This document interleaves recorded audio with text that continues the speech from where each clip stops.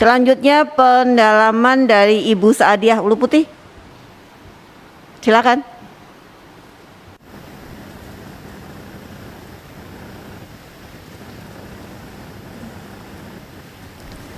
Terima kasih Bu Ketua, pimpinan dan anggota Komisi 4 yang saya hormati, Pak Menteri KKP,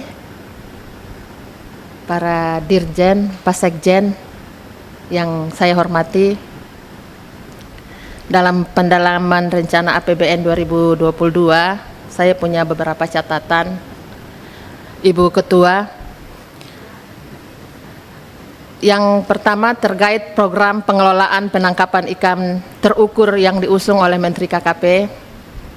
Pak Menteri, saya meminta ada penjelasan terkait program pengelolaan perikanan berbasis WPP Negara Republik Indonesia yang dianggarkan sebesar 3,9 miliar pada tahun 2022.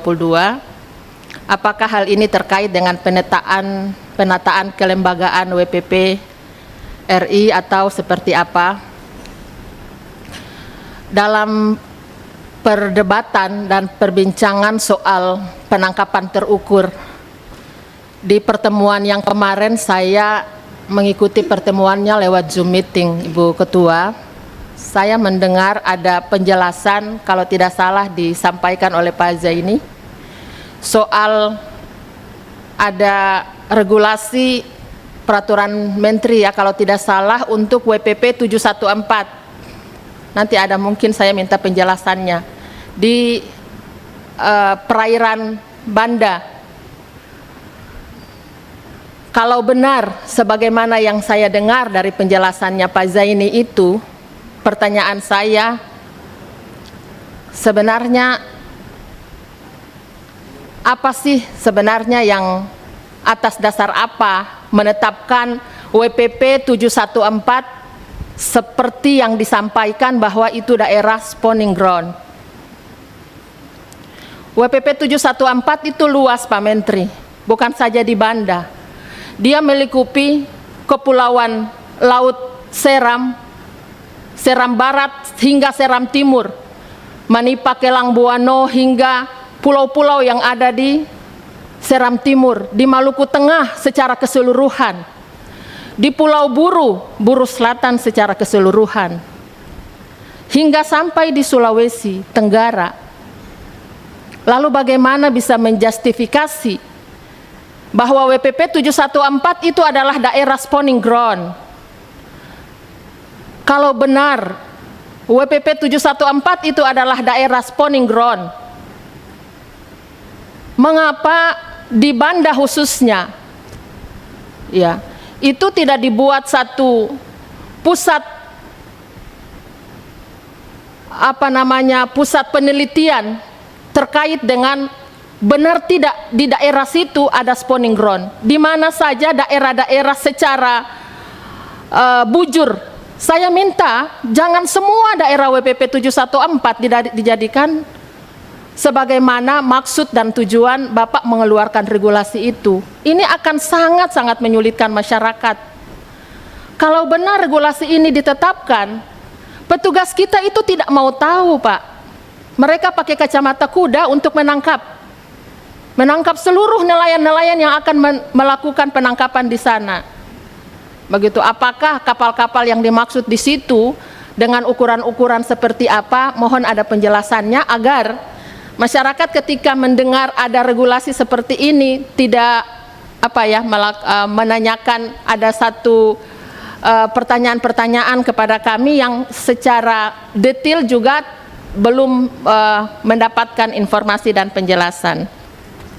Yang kedua, Ibu Ketua, soal kontribusi biaya logistik di Indonesia tahun 2020 dalam data mencapai 24% dari PDB, yang lebih tinggi dari biaya logistik di negara-negara tetangga kita. Di Vietnam 15%, di Thailand 13,2%, Malaysia 13%, dan Singapura 8,1%.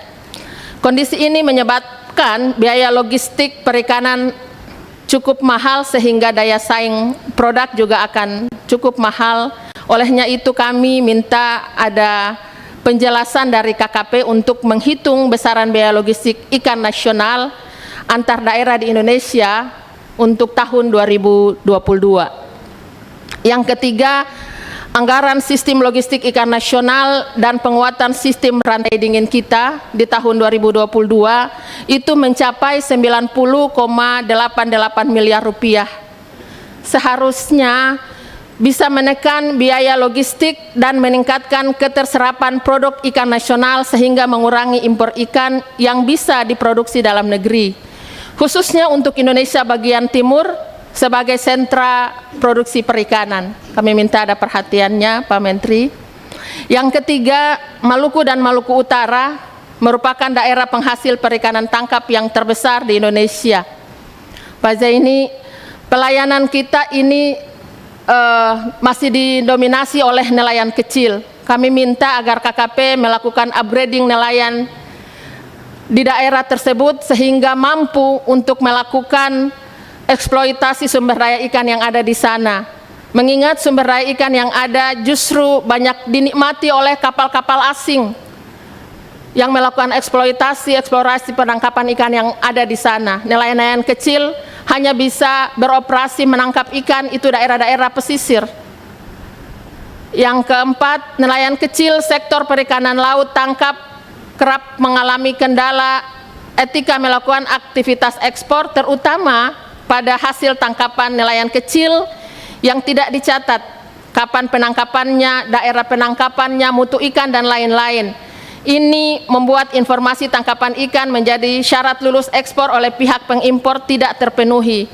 Olehnya itu, Pak Menteri, kami dorong agar ada pendampingan terkait hal tersebut untuk melakukan akses pasar bagi nelayan kecil di daerah. Yang berikutnya, kami memberikan apresiasi, Pak Menteri, nilai ekspor perikanan tumbuh positif di tahun 2021, namun masih banyak PR juga bagi kita, khususnya terkait dengan pengenaan biaya masuk produk perikanan di Uni Eropa masih 15–24%. Nah, ini harusnya bisa mengurangi beberapa potensi penolakan produk perikanan Indonesia di negara-negara tujuan ekspor. Oleh karena itu kami minta penjelasan terkait dengan hal ini. Yang berikutnya, Ibu Ketua, Pak Menteri, pada bulan Juli yang lalu 17 kapal nelayan tenggelam di perairan Pontianak menyebabkan 33 nelayan hilang dan 22 nelayan meninggal dunia. Awal September, kapal perikanan Henry 135 mengalami kebakaran dan tenggelam di perairan Maluku, Pak. Menyebabkan 25 ABK hilang. Para ABK mayoritas berasal dari Sukabumi. Pak Kapoksi saya waktu itu juga menelepon saya untuk bisa mengadvokasi di Maluku, dan sampai hari ini sudah ada penghentian pencarian. Pertanyaannya, bagaimana peran KKP dalam melakukan perlindungan terhadap nelayan kita untuk mendapatkan hak-haknya yang selamat maupun meninggal dunia? Kami minta ada penjelasannya, khusus karena mungkin juga akan ditanyakan oleh Kapoksi saya nantinya dan keluarga korban. Yang terakhir, Ibu Ketua, Pak Menteri, saya agak perdalam sedikit soal lumbung ikan nasional. Saya buka-buka dari tadi, Pak Menteri, dalam rencana ini tidak ada satupun nomenklatur yang di sana ada cantolan judulnya lumbung ikan nasional dari lembar pertama hingga lembar terakhirnya. Mungkin yang pertama saya mau menanyakan dulu, Pak Menteri, apa kabar regulasi tentang lumbung ikan nasional? Sudah sejauh mana perpresnya? Sudah berapa kali rapat Komisi 4? Di dalam kesimpulan rapatnya kami minta agar regulasi tentang lumbung ikan nasional itu dipercepat. Saya minta nanti ada jawaban secara lisan juga dari Pak Menteri. Lalu bagaimana grand design dan blueprintnya soal lumbung ikan nasional ini? Apakah penting dan perlu Komisi 4 melakukan FGD lagi soal lumbung ikan nasional? Kalau itu penting, memang saya minta agar ada FGD khusus. Kenapa? Karena ini adalah program strategis nasional yang disampaikan oleh Presiden. Dari Presiden SBY hingga Presiden Jokowi setiap datang ke Maluku pasti menyampaikan soal lumbung ikan nasional. Bertahun-tahun hingga hari ini kami mendapatkan informasi, sudah ada perhatian dari pemerintah, tapi kita perlu untuk secara sungguh-sungguh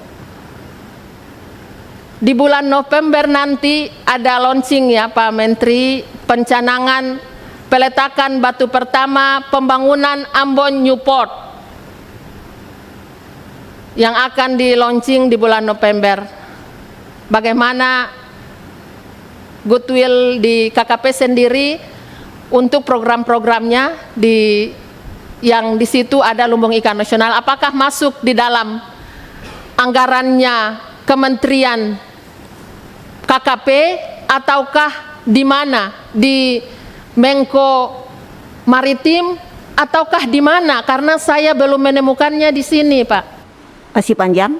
Ya, sebentar Ibu Ketua, saya perlu ada pendalaman sedikit lagi Ibu Ketua. Ini menyangkut dengan program strategis nasional yang sangat strategis. Silakan. Ya. Dan terkait dengan lumbung ikan nasional ini tentulah membutuhkan SDM yang unggul untuk mengisi kebutuhan dunia usaha dan dunia industri, khususnya anak-anak nelayan dan pelaku utama yang akan menjadi operator yang dihasilkan oleh pendidikan vokasi di SUPM Waiheru, Ambon. Pak Menteri, informasinya SUPM, sekolah-sekolah vokasi SUPM akan ditutup ya, kalau tidak salah gitu.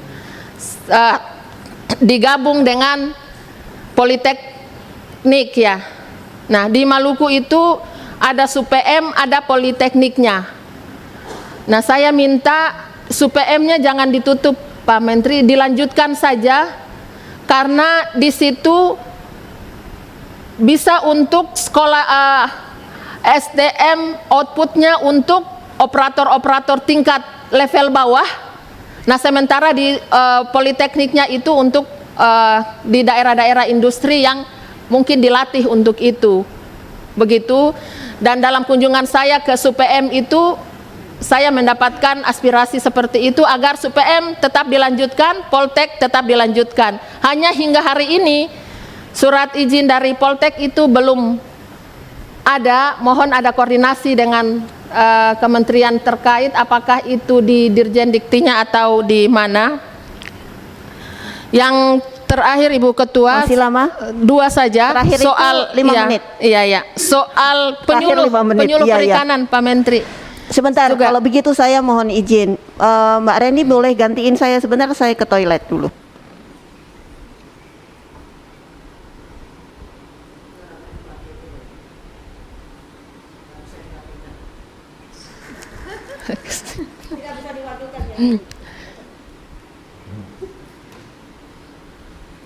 Ya, saya lanjut ya Pak Menteri. Ya. Soal penyuluh perikanan untuk kawasan-kawasan sentra perikanan, kami minta ditambah Pak Menteri. Ambil contoh ya, secara teritori Maluku itu luasannya 92,7%, luas lautannya Pak. Dari satu luasan Maluku hanya 7,3% luas daratannya. Tapi penyuluh pertanian itu sudah 500 orang, penyuluh perikanan belum sampai 100 orang.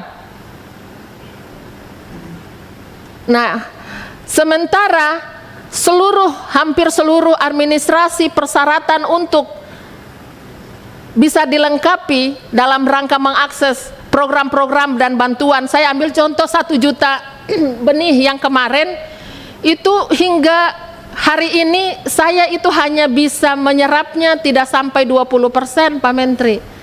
Demikian sulitnya karena harus proposalnya, kemudian daftar kartu kusuka, lalu harus didampingi dengan penyuluh dan lain-lain. Satu kecamatan itu belum tentu ada satu penyuluh. Jadi mohon ada di anggaran 2022 untuk daerah-daerah sentra perikanan itu ada tambahan penyuluh.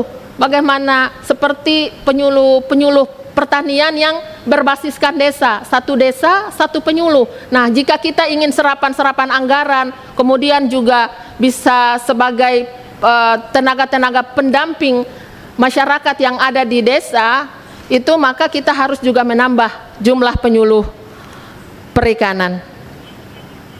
Yang terakhir, Bu Ketua, ini soal keramba jaring tancap Pak Menteri. Kemarin saya kesulitan memberikan bantuan yang 1 juta benih itu untuk nelayan-nelayan, pelaku utama nelayan yang punya keramba jaring tangkap. Saya bertanya di kepala BBD-nya, katanya ada regulasi yang tidak memperbolehkan. Secara teknis tidak boleh ada bantuan untuk keramba jaring tangkap. Nah, saya jadi bertanya-tanya kenapa demikian, hanya boleh untuk keramba jaring apung.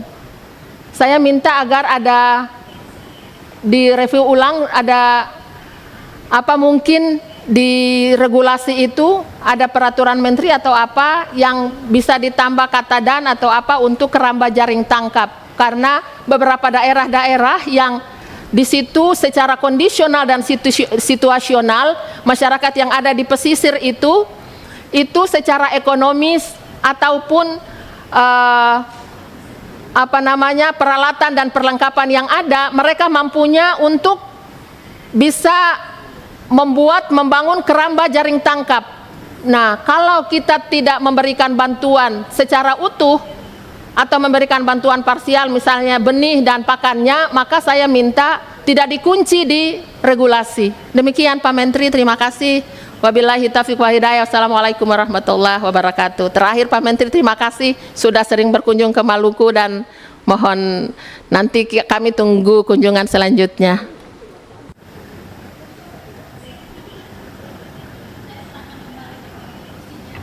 Baik, terima kasih. Gitu. Saya terus terang saja sudah minta kepada Dirjen Tangkap sama PSDKP untuk menghitung seluruh kapal yang ditangkap di seluruh Indonesia. Itu ada Pak, ada di Benoa, ada di Muara Baru, ada di mana-mana. Lalu kemudian dihitung berapa besar yang bisa di river base. Ini terus terang saya akan nanti kalau kita sudah ada angkanya akan maju juga kepada Bapak Presiden, kepada Menko, karena saya sudah sempat diskusi sama Pak Menko Marves, beliau sangat setuju. Ini akan kita berikan kepada nelayan-nelayan tradisional supaya mereka bisa berkorporasi. Dengan demikian nanti mereka itu punya hak yang 20, misalnya 20% atau 30% itu yang bisa ngambil di wilayah situ. Nah, model-model ini kita sedang dalam pendalaman yang sangat dalam Pak. Bagaimana implementasinya supaya tidak gagal. Kalau itu dijalankan, ada 146 triliun duit berputar di wilayah 3 provinsi tadi. Dan dibutuhkan tenaga kerja ABK itu 283.000 sekian. Nah, itu rencananya saya minta kepada Dirjen Tangkap dihitung semua seluruh nelayan tradisional. Nelayan tradisional ini saya udah nguji Pak. Saya pergi dari Karawang sampai ke Tegal. Saya tanya mereka berangkat nelayan tuh one day fishing. Oh, dan bahkan waktu itu sempat ketemu sama Pak Ono. One day fishing, berangkat jam 6 pagi atau setengah 6, pulang jam 3. Berapa pendapatannya? 3 kintal, 2 kintal. Terus berapa modalnya? Ya 1,5 juta, 2 juta. Oh, berarti kira-kira dapatnya 50.000 lah per hari. Nah, udah, terus kemudian saya bisik-bisik. Dulu emang dari dulu nelayan. Oh ya dulu becak katanya gitu. Kalau Jakarta ada becak ya saya mendingan becak. Bayangin aja. Jadi artinya gitu. Tapi sisi lain saya melihat hamparan wilayah pantai utara yang boleh dibilang tambaknya itu kan tambak yang sudah rusak Pak. Nah, ini salah satu juga yang menjadi pemikiran kita. Nah, kalau ini kita lakukan, mereka akan kita didik menjadi ABK untuk memenuhi kebutuhan di daerah fishing industry tadi. Nah, nanti detailnya Pak mohon izin kalau sekarang saya jelasin mungkin terlalu general begitu. Kalau nanti dalam FGD itu sudah ada koma-koma, artinya tuh angka-angkanya udah kelihatan. dari mana, asalnya dari mana, kenapa? Pak Menteri, besok kan kita FGD, Senin. Hari Senin, Pak. Senin kan? Iya. Masalah ini juga. Kenapa, Pak? Yang akan omongin masalah ini juga. Iya, Ya semua. besok aja lah, Senin aja lah. Supaya Siap. cepat. Siap. Pak Saya mau Ketua, balik ke fraksi lagi. Saya Izin, udah Pak waktu itu Ketua. sempat izin kalau bisa sebelum raker, tapi beliau ada Waktunya. dapat Karena informasi tanggal dari- 24 itu